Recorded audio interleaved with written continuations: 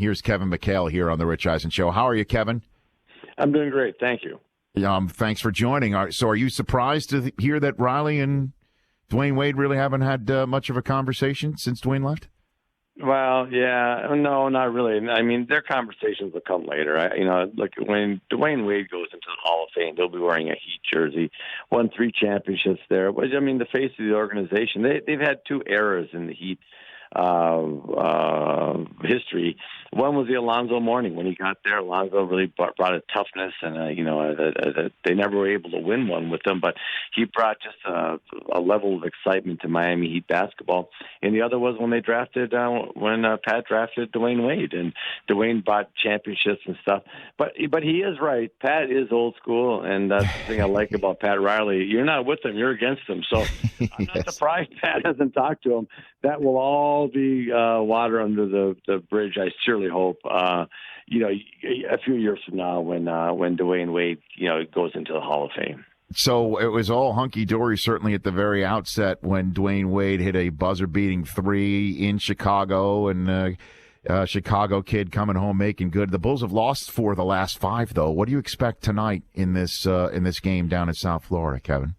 Well, both Miami and Chicago are really finding themselves. They have new rosters. So Coach Spoelstra and Freddie Hoiberg are both trying to figure out what they have. I mean, when you're coaching, you got to say, okay, the team's making a run on me. They're getting up and down the floor. What's my best lineup for slowing the game down? We're getting out rebounded. What's my best rebounding lineup? Hey, we have to speed the game up. We're down. What's my best small lineup? You have all these things, and both coaches are finding that out with a bunch of new players. But from Chicago's standpoint, I think that's a better defense. They've got to get back in transition. They've got to be able to keep people in front of them a little bit more. And that back line, Taj Gibson's is a good shot blocker stuff, but they've got to come over and they've got to get more help with the basket. There's just too many uncontested, too many easy shots for the opponent against the Bulls right now. But I think both teams are just going to get better. I really do like both coaches for Miami and Chicago, and they'll figure it out. It's really early in the season, and you see a lot of teams. Rich, I tell you what, watching the NBA games, you don't know what team's going to show up from night to night. It's going to be the Golden State Warriors that win by 40, or get hammered by the Lakers. So there's a lot of up and down in our league right now, but that's to be expected with a lot of roster changes. And then in terms of surprises already, I guess you'd have to tag Charlotte as one, or their 6-1 start is not surprising to you. Very Kevin. Surprising. I mean, I didn't see the 6-1 start, but playing very well, catching a little lightning here in the bottle with a lot of different players contributing, and there's always teams like this. Now, I really hope they can maintain it and keep it going. I think I actually enjoy that team and how they play. So it's a fun team for me to watch. But you look at them. I mean, you look at OKC. They lost Kevin Durant, and I knew that. Russell Westbrook would be must-watch TV every single night he stepped on the floor. But, they're winning games. So, hey, look at Luke Walton. I tell the story that when I was playing with his dad, Bill, I was over at his house one day, and Luke was like maybe 5 years old, and he was writing on the couch with a permanent marker. I was like, Luke, I don't think you want to do that. He looked at me and said, I just flipped the cushion over. I said, okay. I said, that guy was kicking my butt. One of the last games I coached in Houston, I looked down and I go, man, I was trying to help that kid out 30 years ago. I was kicking my ass. I said that was not a good thing. But you look at what Luke's done in Lakerland and won 4 games. And that's great. So there's a lot of surprises this year. Kevin McHale joining me here on the Rich Eisen Show. Are you surprised that James Harden seems to be taking to the point as well as he has so far this year?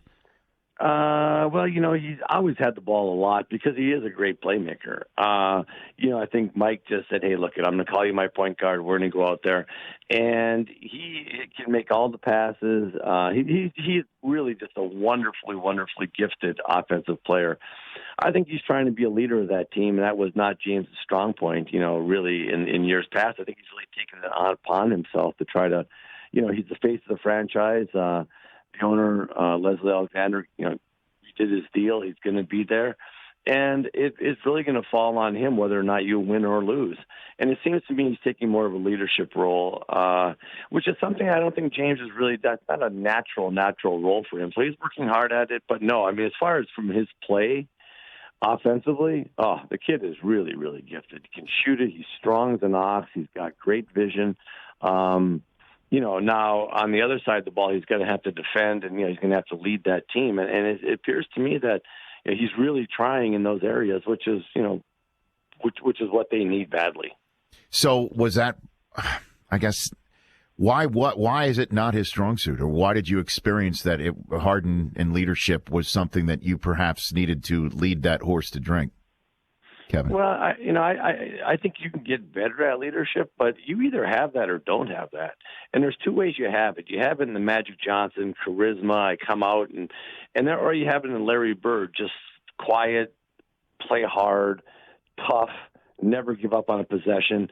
Those are the two ways you lead. And if you're not a gregarious guy, that James doesn't say a lot in meetings and stuff. He's just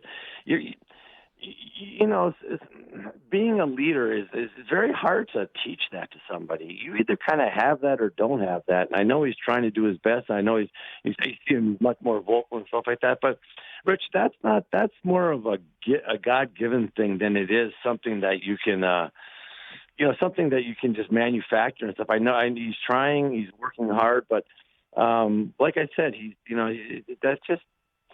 I don't know. That's an interesting question. I don't really have an answer for you other than you either kind of got it or don't got it. And if you don't got it, you can really work at it, but I'm never sure you're ever going to be the type of leader that walks into the locker room and has an unbelievable presence. And right away, everybody goes, hey, man, I'm with that guy. And what's the toughest aspect of no longer being in control as a coach or a general manager in the way that you could control outcomes as a player? I mean, I'm wondering if you and Bird and other people, Hall of Famers, have had this conversation. Like John Elway sometimes in the NFL has had this conversation with Ozzie Newsome where, you're a Hall of Fame player, but now here you are having to put your career in the hands of those that you don't control, even though you do coach or general manage them. Kevin. Yeah, no, it's different. I mean, I think when you play and you're able to win at the highest level and play on teams that are, really top teams in your profession, you really believe that you can impact any game at any point, and that you really, in the last 3-4 minutes of the game, are just going to make plays. You have an unbelievable belief in yourself that you're going to make things happen. And that, you don't have to score the ball to help the team win. Tight games, I said, I'm going to make plays that are going to help my team win. Whether it's offensive rebound, a putback, getting fouled, posting up hard in a penalty, you shoot 2 free throws, block shot, defending, stopping, saying, hey, I got the other team's top offensive guy. I got him. I'm not in foul trouble. I don't need any help. Nobody come off him. But, let me and him go and see if he can beat me for the win. And you really have a belief in yourself that you're going to make plays and that you're going to win the game. When you're sitting on the bench, man, you're hoping those guys believe that, but you can't make people believe that. You either do or don't. And there are times you're like, wow, but you're in the fight. The one thing I don't miss, honestly, the day-to-day crap. I don't miss a lot of the personalities of everybody kind of clashing a little bit. I miss the fight. I miss being on the bench with a group of guys standing shoulder to shoulder and saying, hey, let's see if we can beat this team. Let's go out there and let's see if we can. Okay, they're running, man. We got to slow them down. Let's get physical. Let's rough them up a little bit. Let's do this. That's fun when you have a bunch of guys together that are willing to just kind of get down and dirty and try to win a basketball game. I do miss that aspect of it, but the rest of the stuff I don't miss too much, to be truthful. Kevin McHale, a couple more minutes here with Kevin, who's on the call of Bulls and Heat on TNT tonight. I've got my producer and on-air cohort back in the Los Angeles studio. Kevin is a big New England guy. Go ahead and ask a question, Chris Brockman of Kevin McHale. Hey, Kevin, just looking at the stats from '86, that team that you were on, generally regarded as one of the greatest teams ever. And you look at how you played, scored 114 points a game, but only made 138 three-pointers as a team that year.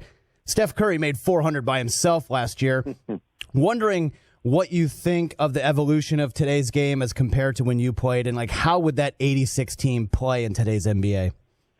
Well, I think any team from an era that was really, really special would play well. I mean, just because the reason that you really played well is that team was loaded with really, really good. I mean, Larry Bird, Robert Parrish, Bill Walton had a healthy year, Dennis Johnson, Danny Ainge. You can go down they're great players on that team, and so they played well together. I think the game's evolved, and I like the game. I like today's current game. I'm not one of those old, curmudgeons who go like, if we'd have played now, we'd all have fouled out. Hell, I'm not.